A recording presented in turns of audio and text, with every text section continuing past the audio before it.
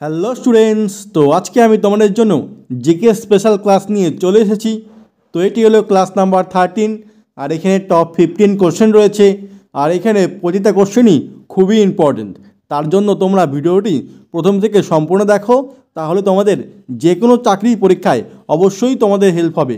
তো আশা করছি তোমরা ভিডিওটি প্রথম থেকে সম্পূর্ণ দেখবে। তো আমি পার্থ পণ্ডিত, আর তোমরা দেখছো তোমাদের প্রিয় চ্যানেল এডুকেশনাল সলিউশন।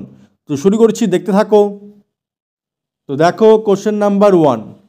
সম্প্রতি ভারতের কোন লোকনৃত্য ইউনেস্কো ইনট্যাঞ্জিবল কালচারাল হেরিটেজ এর তালিকায় স্থান পেয়েছে? তো কোন লোকনৃত্যটি ইউনেস্কো ইনট্যাঞ্জিবল কালচারাল হেরিটেজ এর তালিকায় স্থান পেয়েছে? এ গরবা, বি ঘুমার, সি মণিপুরী, না ডি মোহিনীঅট্টম? তো কোনটা উত্তর হবে এখানে, এ বি সি না ডি? তোমরা জেনে থাকলে অবশ্যই কমেন্টে বলো। তো এখানে বলেছে ইউনেস্কো ইনট্যাঞ্জিবল কালচারাল হেরিটেজ এর তালিকায় স্থান পেয়েছে কোন লোকনৃত্য? তো এটার সঠিক উত্তর হবে option number A, garba. Garba লোকনৃত্যটি এখানে স্থান পেয়েছে। তো গরবা হলো গুজরাটের একটি লোকনৃত্য। এটাও মনে রাখবে, এটি হলো গুজরাটের একটি লোকনৃত্য। তো এটার উত্তর হবে অপশন নাম্বার এ। তারপরে দেখো নেক্সট 2 নম্বর কোশ্চেন। উৎপল দত্ত নিম্নের কোন ছদ্মনামে পরিচিত ছিলেন? কোন ছদ্মনামে পরিচিত ছিলেন এই উৎপল দত্ত? এ ব্যাঙাচি, বি শঙ্কু মহারাজ, সি গজপতি রায়, না ডি রফিকুল ইসলাম? তো কোনটা উত্তর হবে এখানে, এ বি সি না ডি? তোমরা জেনে থাকলে অবশ্যই কমেন্টে বলো। তো এখানে বলেছে উৎপল দত্ত নিম্নের কোন ছদ্মনামে পরিচিত ছিলেন? তো এটার সঠিক উত্তর হবে option number D, Rafiqul Islam. Rafiqul Islam ছদ্মনামে পরিচিত ছিলেন এই উৎপল দত্ত। আর এই যে ব্যাঙাচি যে রয়েছে, ব্যাঙাচি হলো কাজী নজরুল ইসলামের ছদ্মনাম। কাজী নজরুল ইসলামের এই ব্যাঙাচি হলো ছদ্মনাম। তো আজকের জন্য এটার উত্তর হবে অপশন নাম্বার ডি। তারপরে দেখো নেক্সট 3 নম্বর কোশ্চেন। রামানুজন কোন বিষয় জন্য কোন বিষয়ের জন্য বিশ্ববিখ্যাত ছিলেন এই রামানুজন? এ অর্থনীতি, বি পদার্থবিদ্যা, সি জীববিদ্যা, না ডি গণিত? তো কোনটা উত্তর হবে এখানে, এ বি সি না ডি? তোমরা জেনে থাকলে অবশ্যই কমেন্টে বলো। তো এখানে বলেছে রামানুজন কোন বিষয়ের জন্য বিশ্ববিখ্যাত ছিলেন?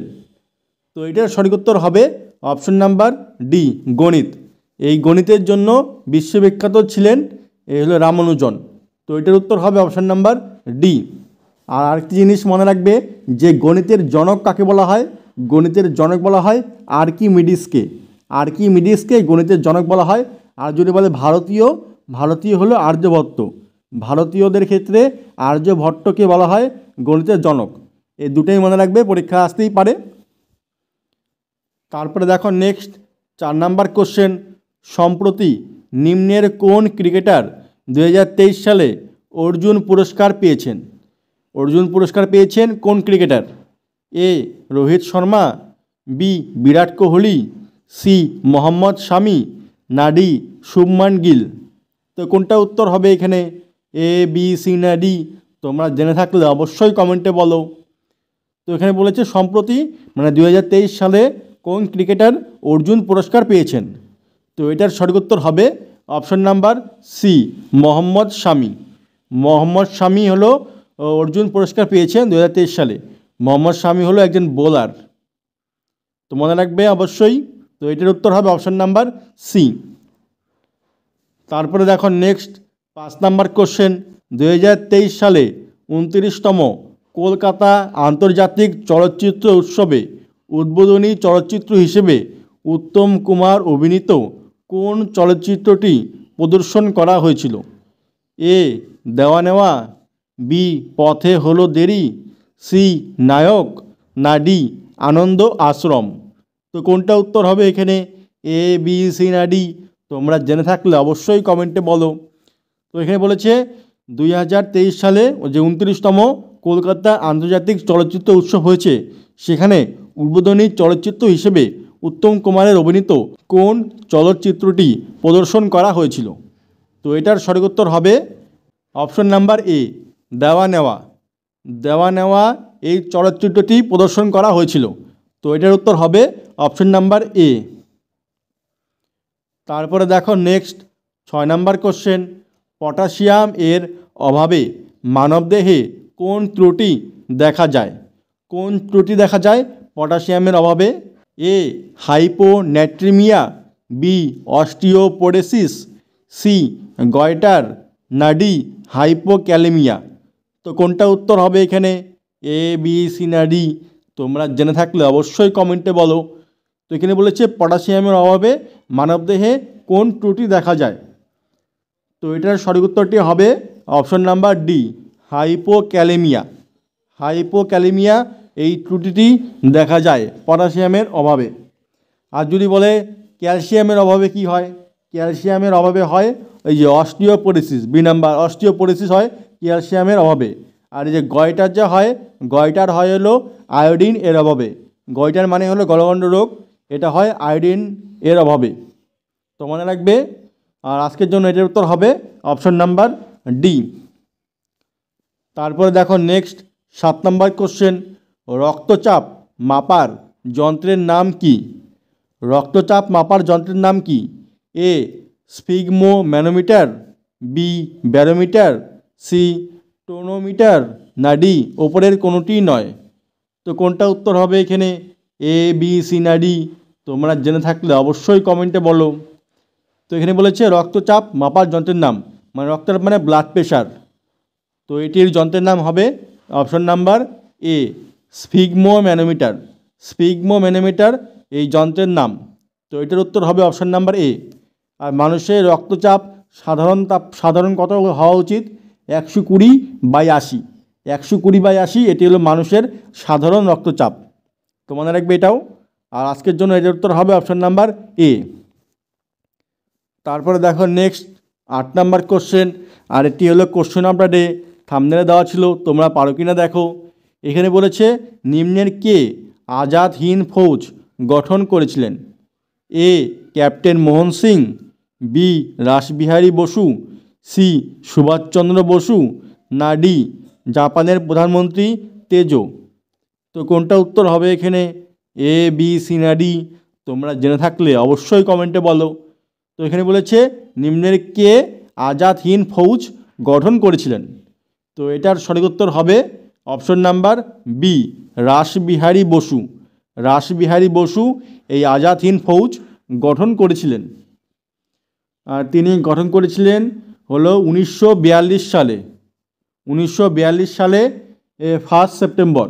1942 সালে গঠন করেছিলেন 1 সেপ্টেম্বর সিঙ্গাপুরে। সিঙ্গাপুরে প্রথম এই ফৌজ গঠন করা হয়েছিল 1942 সালে। এটা মনে রাখবে 1942 সালে। আর এখানের প্রধান মানে এই আজাদ হিন্দ ফৌজের প্রধান সেনাপতি কে ছিলেন বা সেনা প্রধান কে ছিলেন? সেটি হলো যে ক্যাপ্টেন মোহন সিং। ক্যাপ্টেন মোহন সিং হলো প্রধান বা সেনা প্রধান ছিলেন এই আজাদ হিন্দ ফৌজের। তো এটাও মনে রাখবে। তো আজকের জন্য এটার উত্তর হবে অপশন নাম্বার বি। তো স্টুডেন্টস, তোমরা যারা এখনও ভিডিওটি লাইক আর শেয়ার করোনি, তোমরা তাড়াতাড়ি একটি লাইক আর একটি শেয়ার করে দাও। আর যারা চ্যানেলে নতুন রয়েছো তারা অবশ্যই চ্যানেলটি সাবস্ক্রাইব করে পাশে থাকা বেল বাটনটি অন করে দাও এরকম আরও ভিডিও পাওয়ার জন্য। তারপরে দেখো নেক্সট 9 নাম্বার কোশ্চেন, কোন যন্ত্রের সাহায্যে তরলের ঘনত্ব নির্ণয় করা হয়? কোন যন্ত্রের সাহায্যে তরলের ঘনত্ব নির্ণয় করা হয়?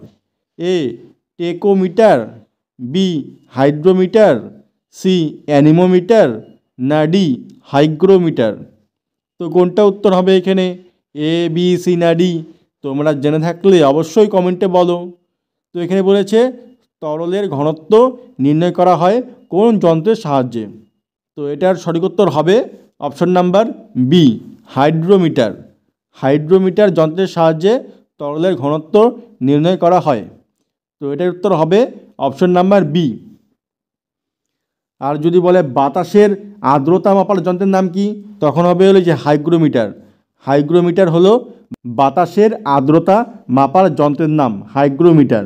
আর যদি বলে বাতাসের গতিবেগ মাপার যন্ত্রের নাম, তখন হবে সি অ্যানিমোমিটার। অ্যানিমোমিটার হলো বাতাসের গতিবেগ মাপার যন্ত্রের নাম। তো তিনটেই মনে রাখবে কখন কোনটা পরীক্ষা আসবে। তারপরে দেখো নেক্সট 10 নম্বর কোশ্চেন, নিচের কোন ধাতুটি ডিসলেক্সিয়া রোগের জন্য দায়ী? এখানে বলেছে ডিসলেক্সিয়া রোগ, তার জন্য দায়ী কোন ধাতু? এ দস্তা, বি তামা, সি পারদ, না ডি সীসা। তো কোনটা উত্তর হবে এখানে? এ বি সি না ডি? তোমরা জেনে থাকলে অবশ্যই কমেন্টে বলো। তো এখানে বলেছে ডিসলেক্সিয়া রোগের জন্য কোনটি দায়ী? তো এটার সঠিক উত্তর হবে অপশন নাম্বার ডি সীসা। সীসার জন্য এই ডিসলেক্সিয়া রোগটি হয়। তো এটার উত্তর হবে অপশন নাম্বার ডি। আর যে পারদ যে রয়েছে, পারদের জন্য হয় মিনামাটা রোগ। মনে রাখবে এটাও, যে পারদের জন্য মিনামাটা রোগ হয়। তারপরে দেখো নেক্সট 11 নম্বর কোশ্চেন, প্রথম মহিলা যিনি মিস ওয়ার্ল্ড খেতাব পান তার নাম কি? এ ঐশ্বর্যা রায়, বি রীতা ফারিয়া, সি নীরজা ভানট, না ডি সুস্মিতা সেন। তো কোনটা উত্তর হবে এখানে? এ বি সি না ডি? তোমরা জেনে থাকলে অবশ্যই কমেন্টে বলো। এখানে বলেছে প্রথম মহিলা যিনি মিস ওয়ার্ল্ড খেতাব পান তার নাম কি? তো এটার সঠিক উত্তর হবে option number B Reita Faria. এই রীতা ফারিয়া প্রথম মহিলা যিনি মিস ওয়ার্ল্ড খেতাব পান। আর রীতা ফারিয়া পেয়েছেন হলো 1966 সালে। রীতা ফারিয়া হলো 1966 সালে। 1966 সালে রীতা ফারিয়া পেয়েছেন। ঐশ্বর্যা রায় পেয়েছেন হলো 1994 সালে। 1994 সালে পেয়েছেন। তারপর প্রিয়াঙ্কা চোপড়াও পেয়েছেন। প্রিয়াঙ্কা চোপড়া পেয়েছেন হলো 2000 সালে। 2000 সালে পেয়েছেন হলো প্রিয়াঙ্কা চোপড়া। মনে রাখবে অবশ্যই। আর যে সুস্মিতা সেন যে রয়েছে, ইনি হয়েছেন হলো মিস ইউনিভার্স, এটাও মনে রাখবে। তারপরে দেখো নেক্সট 12 নম্বর কোশ্চেন, কোনটি দশম করোটি স্নায়ু? দশম করোটি স্নায়ু কোনটি? A optic, B auditory, C facial, না ডি ভেগাস। তো কোনটা উত্তর হবে এখানে? এ বি সি না ডি? তোমরা জেনে থাকলে অবশ্যই কমেন্টে বলো। তো প্রথমে তোমরা জেনে রাখো যে করোটি স্নায়ু হয় কত জোড়া, জোড়া হিসেবে হয়। তো করোটি স্নায়ু হয় হলো 12 জোড়া। মনে রাখবে 12 জোড়া হয় করোটি স্নায়ু। তার মধ্যে দশম করোটি স্নায়ু হবে অপশন নাম্বার ডি ভেগাস স্নায়ু। এই ভেগাস স্নায়ু হলো দশম করোটি স্নায়ু। তো এটার উত্তর হবে অপশন নাম্বার ডি। তারপরে দেখো নেক্সট 13 নম্বর কোশ্চেন, শাহজাহান নাটকটি কার রচনা? শাহজাহান নাটকটি কার রচনা? এ কাজী নজরুল ইসলাম, বি জয় গোস্বামী, সি বিষ্ণু দে, না ডি দ্বিজেন্দ্রলাল রায়। তো কোনটা উত্তর হবে এখানে? এ বি সি না ডি? তোমরা জেনে থাকলে অবশ্যই কমেন্টে বলো। তো এখানে বলেছে শাহজাহান নাটকটি কার রচনা? তো এটি রচনা করেন অপশন নাম্বার ডি দ্বিজেন্দ্রলাল রায়। দ্বিজেন্দ্রলাল রায় এটি শাহজাহান নাটকটি রচনা করেছেন। তো এটার উত্তর হবে অপশন নাম্বার ডি। তারপরে দেখো next 14 number question, world computer literacy day. এখানে বলেছে ওয়ার্ল্ড কম্পিউটার লিটারেসি ডে পালন করা হয় কবে? এ 4 ফেব্রুয়ারি, বি 2 অক্টোবর, সি 2 ডিসেম্বর, না ডি 10 ডিসেম্বর। তো কোনটা উত্তর হবে এখানে? এ বি সি না ডি? তোমরা জেনে থাকলে অবশ্যই কমেন্টে বলো। তো এখানে বলেছে ওয়ার্ল্ড কম্পিউটার লিটারেসি ডে কবে পালন করা হয়? তো এটার সঠিক উত্তর হবে অপশন নাম্বার সি 2 ডিসেম্বর। 2 ডিসেম্বর দিনটি ওয়ার্ল্ড কম্পিউটার লিটারেসি ডে হিসাবে পালন করা হয়। তো এটার উত্তর হবে অপশন নাম্বার সি। তারপরে নেক্সট 15 নাম্বার আর আজকে লাস্ট কোশ্চেন এটি, world cancer day. World cancer day কবে পালন করা হয়? এ 4 ফেব্রুয়ারি, বি 1 জানুয়ারি, সি 15 জানুয়ারি, না ডি 4 জানুয়ারি। তো কোনটা উত্তর হবে এখানে? এ বি সি না ডি? তোমরা জেনে থাকলে অবশ্যই কমেন্টে বলো।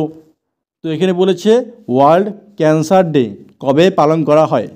তো এটার সঠিক উত্তর হবে অপশন নাম্বার এ 4 ফেব্রুয়ারি। এই 4 ফেব্রুয়ারি ওয়ার্ল্ড ক্যান্সার ডে হিসাবে পালন করা হয়। তো এটার সঠিক উত্তর হবে অপশন নাম্বার এ। তো স্টুডেন্টস, এই ছিল টোটাল 15টি কোশ্চেন। তো কোশ্চেনগুলি কেমন ছিল অবশ্যই জানাবে, আর ভিডিওটি ভালো লাগলে অবশ্যই একটি লাইক আর একটি শেয়ার করে দেবে। আর যারা এখনও চ্যানেলটি সাবস্ক্রাইব করোনি তারা অবশ্যই চ্যানেলটি সাবস্ক্রাইব করে পাশে থাকা বেল বাটনটি অন করে দাও এরকম আরও ভিডিও পাওয়ার জন্য। তো আজকের মতো এখানেই রাখছি, আবার দেখা হবে পরবর্তী ভিডিওতে।